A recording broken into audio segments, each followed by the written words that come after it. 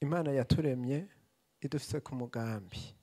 Hanyuma mu buzima bwawe bwa minsi yose urafise ikintu ukunda, urafise ikintu wiyumvamwo naho utabona ingene woshobora kugikora. Kugira ubimenye ni ibintu bibiri ushobora gukora. Icambere ni ukugira ubucuti bwa hafi niyo Mana yakuremye. Ni ikintu cangombwa, ni ikintu cankenerwa. Mu by'ukuri ngomba kubasaba umwanya wo kubana n'Imana ntimuwite umwanya utakaye. Ndabivuga uko kubera ko nabonye ko kubana n'Imana kukumenyesha icuri n'ici kugombako. Ica kabiri, ico ukuboko kwerekeje gukora kugire gute? Kugikorane inkomezi. Duhereje ku ijambo rivuga ngo ndazi ibikorwa vyawe, nshize urugi guguruye imbere yawe. Nta gikorwa gitonya gihari kijya ukunda, kijya uryamye wumva ari cyo wokora, urara wiyumvira ukavyuka wiyumvira, shirako ugikore. Naho cyo bica abantu boshobora gutwenga, naho hoba atanahamwe urakibona. Muri urwo rugendo uzohishurirwa ico Imana yakuremeye. Muga ntugumurindiriye ngo mbebasha ngo Mana wandemeye iki. Kubera Imana ntikorana n'abicaye, ntikorana n'abanebwe, suko bimeze. Shira kukore muri urwo rugendo uzomenya ico Imana iguma iguhamagarira, kuko izogusaba gutera iyindi ntambwe. Iyo ari mu ntango ubona ibintu biri fru, umenga ufise ibintu byinshi. Mugabo kugira urugendo bigenda bimwe vyikuramwo ugatinda ukagira priorite. Imana ibahezagira.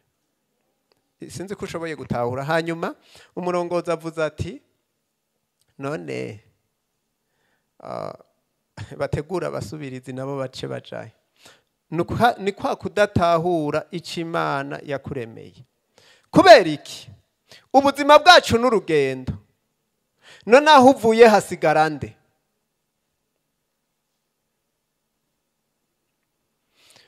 Igihe rero udateye iyo yindi ntambuko nukuvuga ko ucuguma ngaho uri kurafasha ivyo, kandi haragera igihe utaba navyo kibirongoye.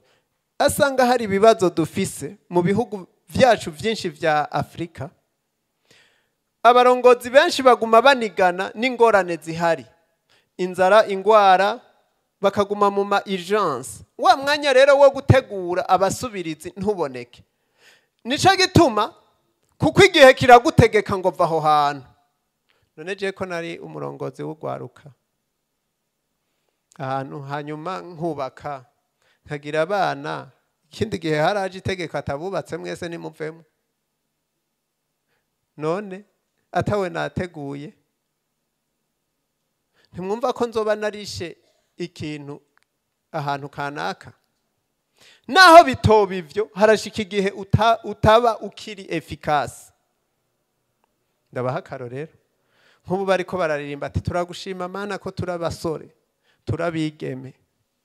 Je vyaranshikiye duhagaze imbere nsanga bateguye indirimbo ivuga ngo natwebwe abasore turashima Imana kandi nambaye impeta. Mbe bashiba ivyo nibiki? Igihe rero kiragutegeka kuva muri ico kibanza, kandi ucukivamwo wararusha. Iruhande yawe tegura abantu bashobora gukora nk'ivyo uri kurakora. Ubabera umukoci mu rukundo, uzosanga uri kuragwiza abarongozi.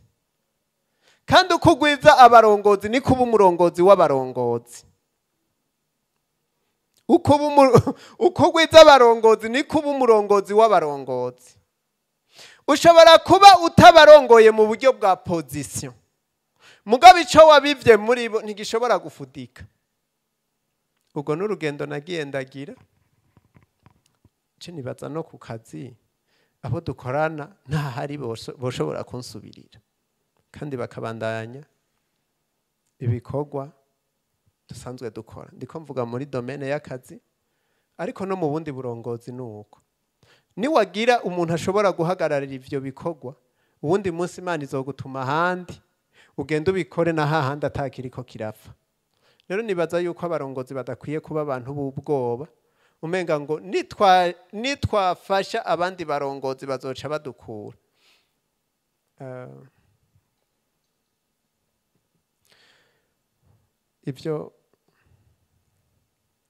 Ibyo vuze biribonekeza kubera kenshi abantu iyo bashitse mu bintu umenga urugendo rwabo rugarukiraho.